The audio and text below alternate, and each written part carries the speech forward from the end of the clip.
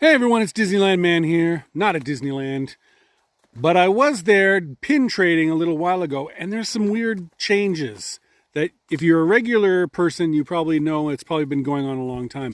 But I was there last year in February. This wasn't going on. And then I got here, went to Disneyland again earlier in September, and this was new. And maybe you guys can fill me in, but specifically, pin trading. I'm sure we're all familiar. You walk around the parks, you see cast members with like the little pouches, the little pin displays, or in the shops, they have the display for pin trading, which is great.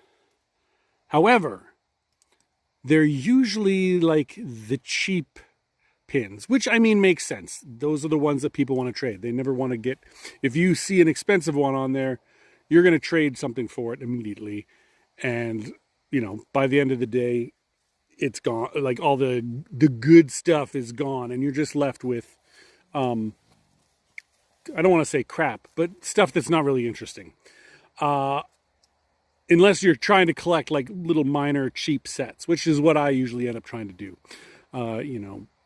They had like clothes of Mickey this time, where it was like a hat, a glove, his little shorts, and his shoes. I think I got 3 of them. I'm missing his hat. I did not find it.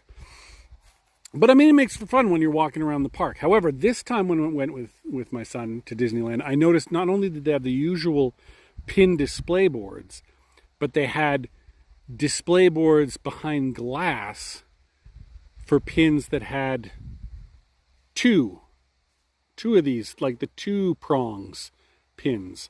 Like this is an old one that I have. It is a Good Dinosaur from 2015. Like, look at it. Like, look how crusty and yucky it kind of looks. And that's better than it was. I didn't take it to Disneyland with me because this thing was like, I don't know if it was growing mold or something crusty. I soaked it in vinegar and baking soda for a day and got most of it off.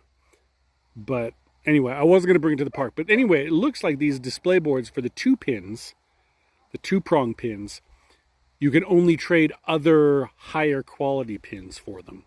So, which makes sense. A lot of people I see walking around the park with their lanyards have like really nice pins, and they're, bigger than the average ones.